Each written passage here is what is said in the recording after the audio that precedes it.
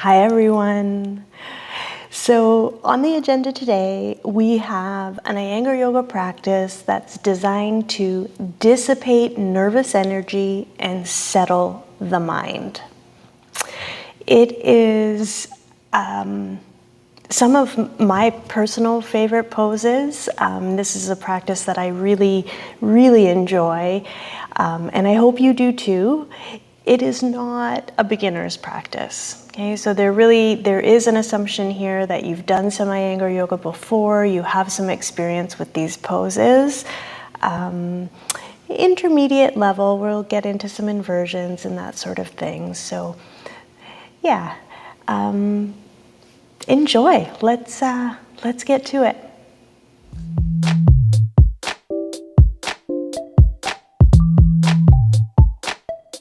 Okay, so for this first pose, we're going to do a seated Baddha Konasana. You'll need a chair and a strap.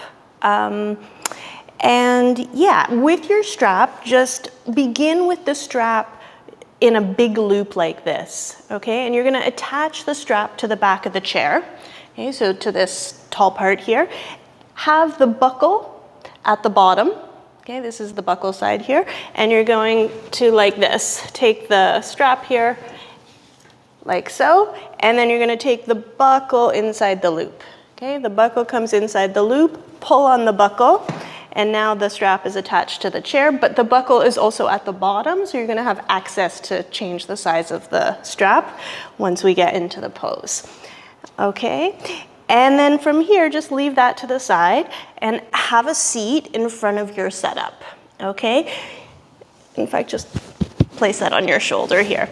Okay, now if you generally sit up high in your seated poses, up on height, then by all means take some height and just make the setup there like what we do generally call a half fold. So it's almost like the depth of a bolster. It's not too deep so that you can get nice and close towards your chair here like this. And if you see my positioning, I'm very close.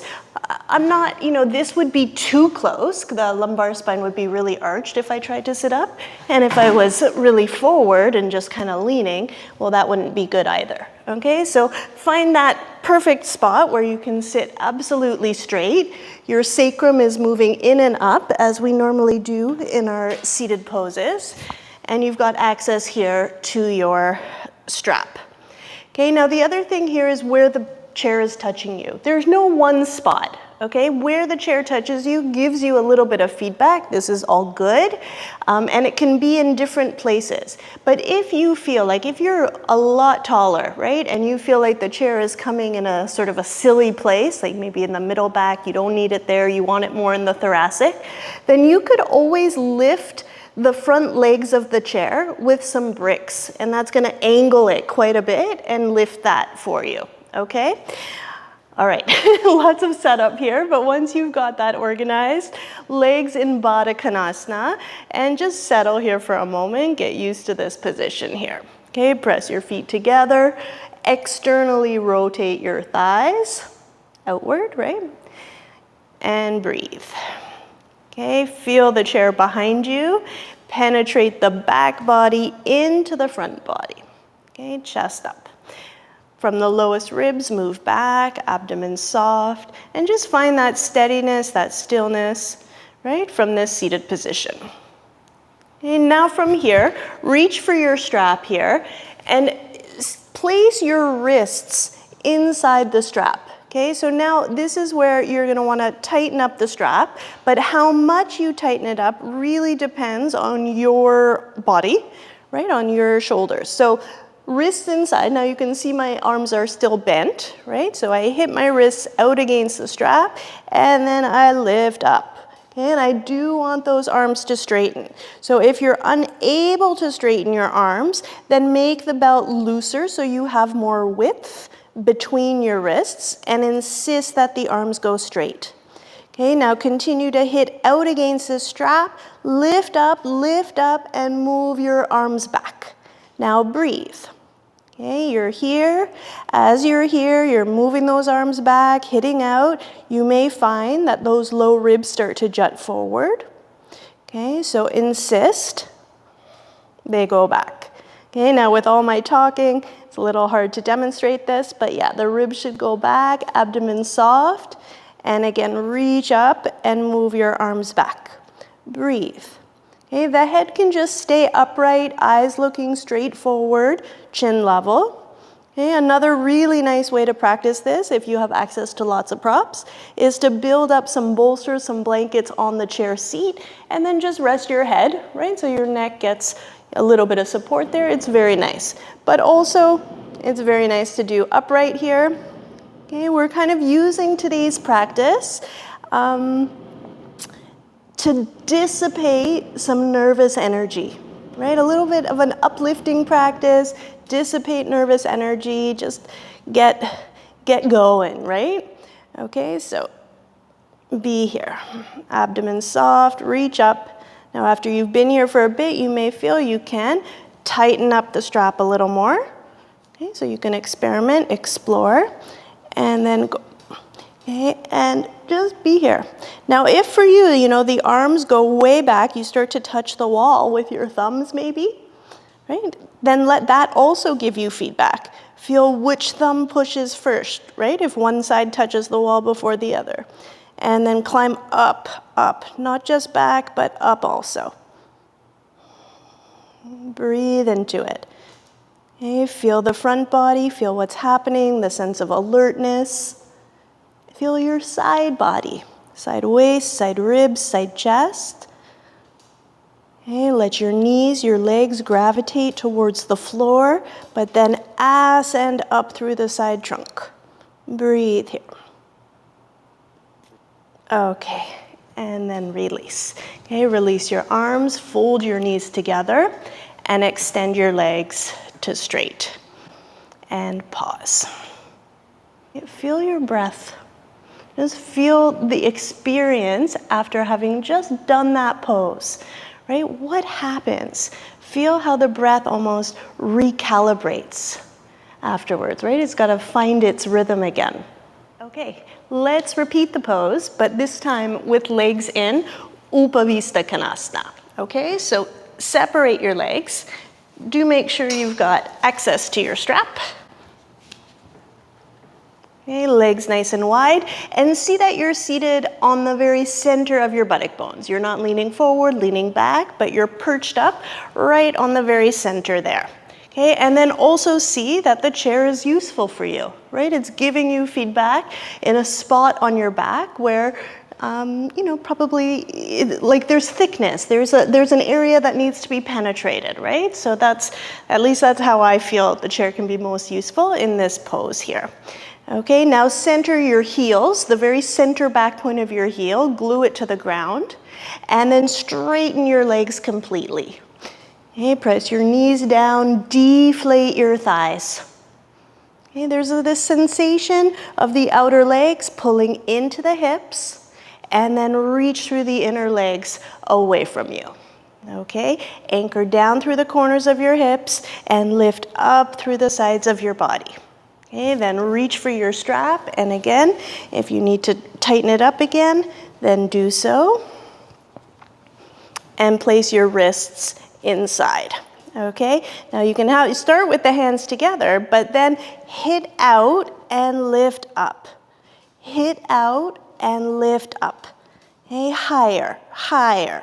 Anchor down through your hips, reach up through your fingertips. At the same time, keep some intelligence, some awareness in the leg side of the pose, right? Center of the heels, don't let the legs roll in, roll out, keep them centered, and flatten your thighs.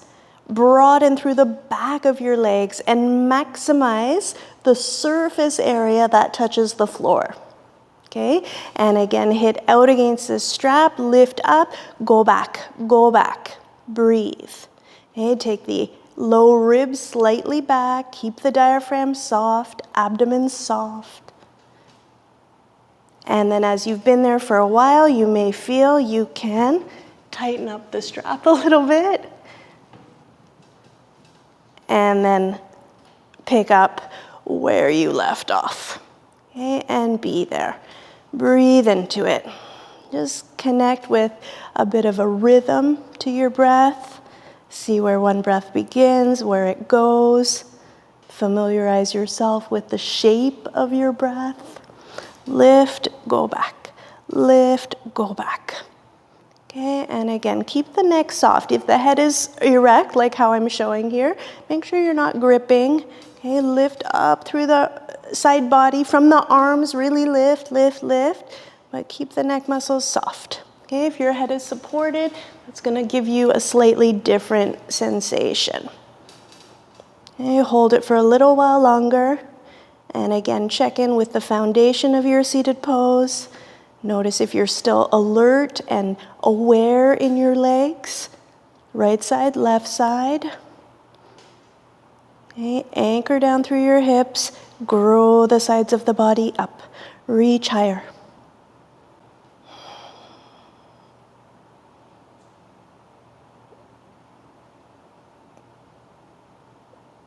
Okay, and then release. Okay, lower your arms and then draw your legs back into Dandasana and just be here for a moment. Breathe. Okay, so you still have your chair there. Let's use the chair now for Adho Mukha Svanasana. And all I want you to do is take the leg of the chair, right, each leg, and position it between your index finger and middle finger. Okay, so you're just like this. Okay, and then from here, lift up and back and go into downward facing dog, Adho Mukha Svanasana. Okay, lift the corners of your hips up and then go back. Adjust the weight of each leg towards the back of your toe mounds. Okay, and then lift your shin bones up, go back. Lift your kneecaps up, push back. Lift the front of your thighs so high up, and then push from your arms and penetrate your groins from front to back. Okay, and then keeping all this, descend through your heels. Okay, reach the arches back and descend through your heels any amount. Okay, now you've got this chair here, right? And so hopefully the chair is just helping you out a little bit to shift some weight towards the base of the index finger. Okay, so that inner hand, that wedge between the thumb and index finger is nicely planted. Okay, and then in opposition to that, externally rotate your upper arms, push the floor again, and reach up and back. Okay, let your neck just be there. Okay, head neutral, ears level between the arms. Okay, now translate some of what we just did in the previous two poses here into Adho Mukha Svanasana. So that sensation in your back body that you had when the chair was behind you, can you recreate a similar shape even here in Adho Mukha Svanasana? Right, and then that checking in with the low ribs and making sure that the diaphragm still is soft, it's not caught in any way, right? Work on that, not tension, but going back and forth, penetrating the thoracic, right? But without letting any sort of either hypermobility or those ribs, the diaphragm getting intense. Okay, and then just be here, breathe here. Okay, if the holding for you is a little bit too long, no problem. Bend your knees, rest for a little bit, and then come back up. Okay, as you're holding the position for some time, observe the distribution of weight. Right side and left side, press evenly. Press the base of the index finger strongly down. Externally rotate your upper arms. Push the floor, hips up and back. And again, move back through the legs. Okay? As if you could lift the shin bones up and off the ankles. Go back. Knees up, thighs up. Go back, go back. And then cut back into the hinge of the ankles and descend your heels any amount. Breathe. Okay, and then release. Bend your knees. You can take Adho Mukha Virasana for a moment.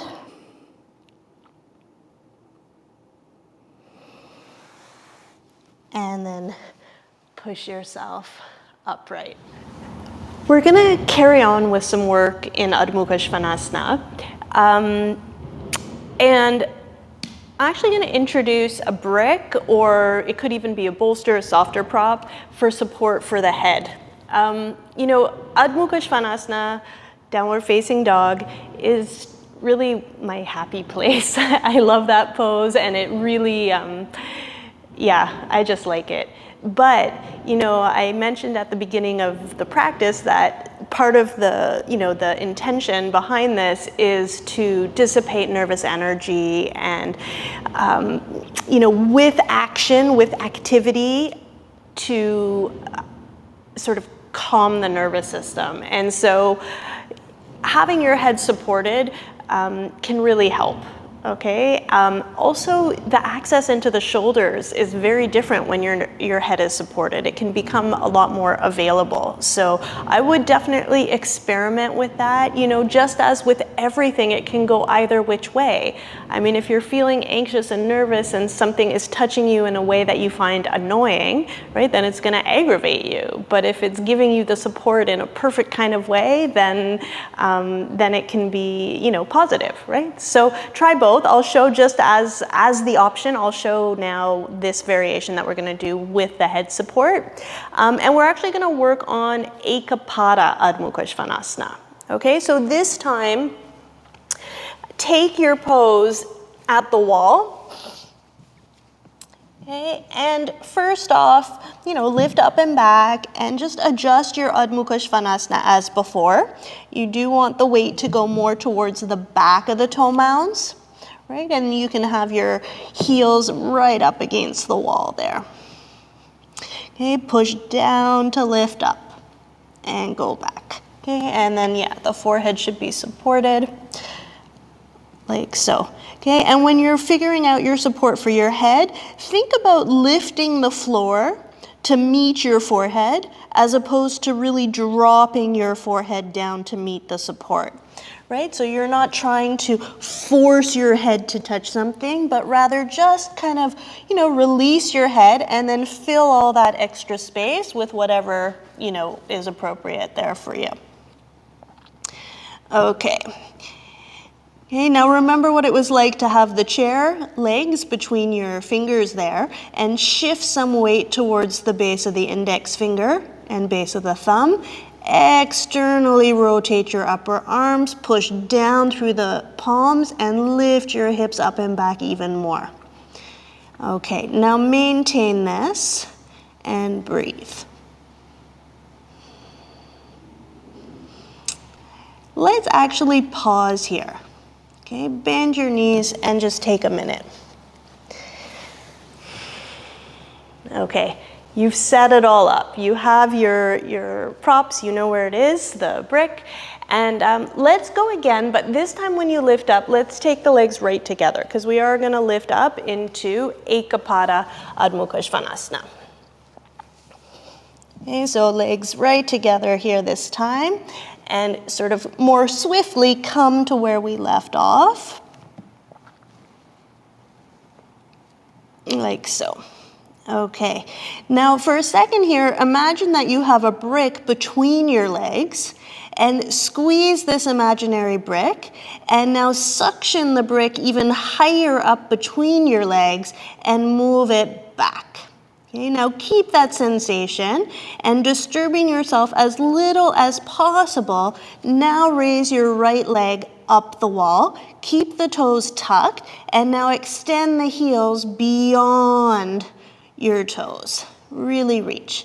Now, as soon as you've taken one limb off the ground here, feel how the distribution of weight changes. Notice if you're sinking into one shoulder, into one hip here, right? And even yourself back out. Okay, and extend strongly, strongly, strongly into that lifted heel. Lengthen the side of the body, any amount. Maximize it. Breathe.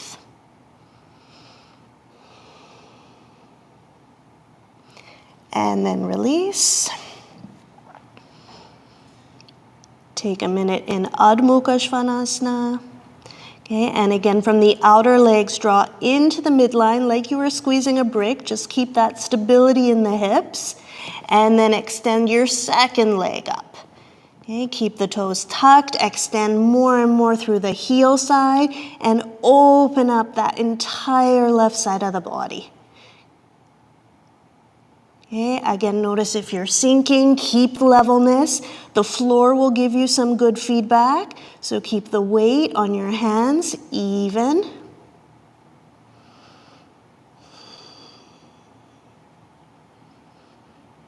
Hold it. Okay, and then release. Again, come to Adho Mukha Svanasana. And then bend your knees. And Adho Mukha Virasana. Next up, let's work on some handstanding. Okay, so full arm balance, Adho Mukha Vrikshasana. And yeah, you know, handstand is one of those poses. You may be working on getting up, you may be working on kicking up, jumping up, one leg, other leg, two legs. So wherever you're at, just spend a few minutes now and play with it, work on it, okay? So something that I like to do when I've got dedicated time to work on handstand is I'll start with kicking up, right? So you can push up and back, walk in, and then, with the leg that comes easily for you, right? The natural leg that lifts, just kick yourself up, push down, lift up. Okay, be there for a moment. I often find, just before I come down, that people take the floor for granted in full arm balance, right? Push down and get really nice and high up. Okay, and then come down. Okay, and then for your second attempt, see if you can kick up with the opposite leg. Okay, so you're gonna kick up with one leg, and then see, this is my harder side, kick up with the second leg. Okay, and again, push down to lift up. Be there for a minute, or a moment. If you wanna start to play around a little bit with your balance, you can explore that. See what happens there. Okay, and then come down. Uttanasana in between is always a nice option. Okay, Padahastasana is also nice. Release the wrists a little bit here in between.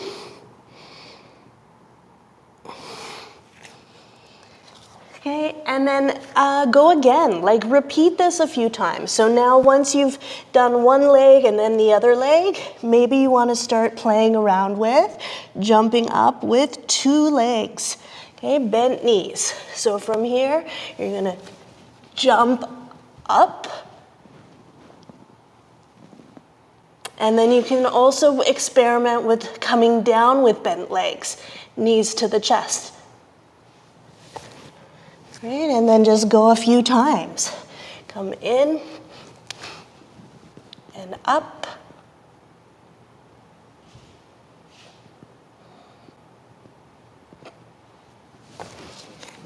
Right.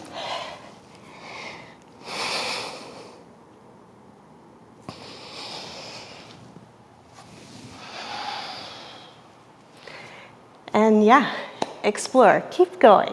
So yeah, I do that sequence, right leg, then kick up with the left leg, go up with two legs, and then work a little bit on balance, just to get, 4, 5, 6 attempts in there, and rest in between as needed. Okay, now some of you may be not there yet, you're just trying to get up there. So for the purpose of today's practice, again, dissipating nervous energy, just kind of like, I don't know the right phrase here, but yeah, like dissipating nervous energy, just get those whatever worrisome thoughts that are inside, out. I would say just jump, okay? I mean, you can do the half variation, sometimes, as alternatives, I show that, but I would say practice jumping even if you're not all the way up, right? Okay, so for jumping up, practicing to jump up, generally what I like to do, I take Adho Mukha Svanasana, I walk in and I try to get, so the shoulders are coming over the wrists and even a bit beyond, right? And so I have to lift the hips really high. I walk in, walk in, walk in, then I raise one leg up. And this leg is like the Ekapada Adho Mukha Svanasana. It's totally straight, okay? You bend the leg that's on the floor. So one leg is straight, the lifted leg is straight. Bend the leg that's on the floor and just take a little jump. Take a little jump.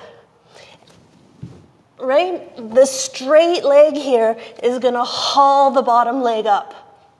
Okay? A lot of times people bend this leg, and that's, I think, part of the struggle. Okay? Straighten it and then haul the bottom leg up. So practice, practice. Just spend a little bit of time practicing the jump. The only way that full arm balance is gonna come is if you just keep trying, keep trying. You gotta get those hips up and over. Okay, so give it a go, another few rounds. Those of you who are still working on it, I hope you recover, you rest in Uttanasana as needed. Okay, just while you're finishing up, so carry on, do a few more rounds as you're ready, but I'll offer a couple of tips if you're having, whether it's fear or just challenge, getting yourself up there for Adho Mukha Vrikshasana.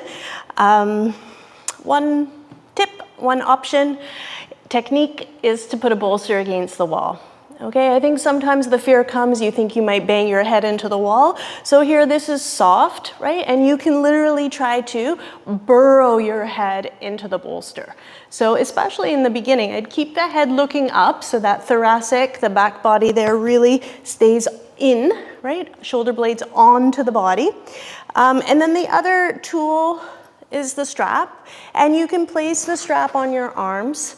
Okay, there's all sorts of different places to put it. You can have it on the elbow, just below the elbow, above the elbow. Different shaped arms are gonna appreciate the support in different places. Okay, so you can experiment, or truthfully, if this is really like your first go at full arm balance, I would work with a teacher in person, right? So some of this work that we're doing today is really based on the assumption that you have some experience working with these poses. All right, so again, just as a quick demonstration here, how to use the bolster. For hands too, I've been showing hands forward, but you can turn the hands out, right? That's also a good technique. It might help you get up there because it's gonna get those shoulder blades in. So I'll show that. And then here, lift up, walk in, burrow your head, right? Into the bolster there.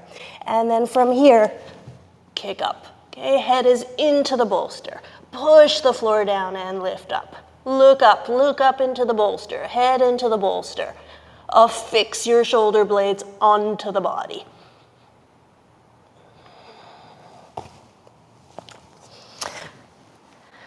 All right. Okay, I hope you've got a bit of your fill with full arm balance. I do have lots of other ideas also of different ways to work with handstand because I have a lot of fun with it. So maybe let me know if you'd like. I can do another video just on full arm balance. That might be fun. Anyway, let me know in the comments if you think that's a good idea. And go into Uttanasana, just recover yourself. Okay, so take Uttanasana this time with some support. Have your legs angular, buttocks on the wall, legs apart, and then come forward, cross your forearms, and hang down. Okay, straighten your legs. Lift the buttocks up, and then allow the side body to just cascade down. Okay, now inhale, raise the arms up. And then just take the opposite crossing. And notice here, I've got my arms lifted above my head, right? Lift, and then lower yourself back down again. Release the back of the neck, and stay for a few breaths.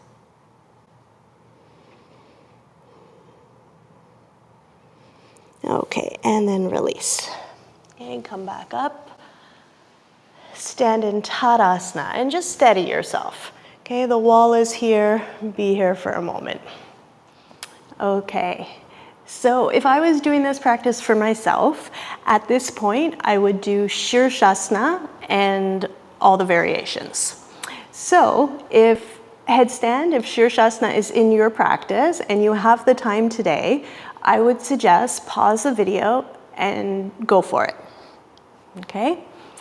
But I'm not going to take you through Shirshasana at this time, okay? What we're going to do now is we're going to go into Niralamba Sarvangasana, okay? So this is like the completion to the practice, right? We're winding down and consolidating, kind of bringing it all together. We dissipated the nervous energy, and this is sort of a different kind of settling to the nervous system.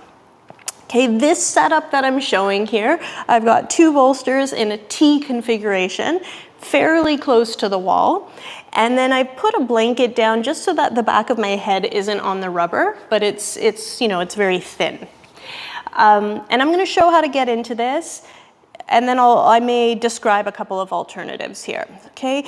If you know you require a lot of height underneath your shoulders so that your neck feels okay, or if once you get in, the neck doesn't feel good, then put some extra height, right? Put a half-folded blanket on top of the bolster, put 2 half-folded blankets, raise it up, and often that will solve the issue. Okay, now the other thing that sometimes happens for people in this presentation is that they may have trouble getting over. Okay, so if that is the case for you, what I would suggest is to set up in chair Sarvangasana with your head facing the wall, and then flip over to the wall from your chair Sarvangasana. Okay, so as I mentioned before, today's practice is assuming you have some experience, right? So hopefully that you know what I'm talking about here when I say chair Sarvangasana. All right, so anyway, from here, you're gonna flip over into sort of a modified Karnapadasana. Get nice and high up on your shoulders. Roll over here, and then slide your legs up the wall. Okay, notice my toenails are on the wall. And the buttocks here, push forward and slide the toenails higher and higher up. Okay, and here you just have your arms out to the side. Okay, you can just make sure the back of your neck has length. It's quite unpleasant to speak in this pose, so I'm gonna stop in a moment, but this is the shape, okay? Don't let the buttocks hang back, push forward, lift up, and just have the arms to the side. And be here. Keep your face soft.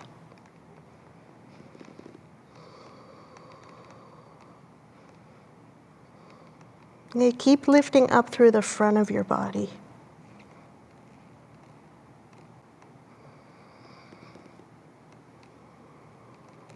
If at any time the pose becomes really heavy, you can bend the knees, right, and sort of see what that does. See if you're able to get, you can roll over, just rest the legs for a bit, and then go back up.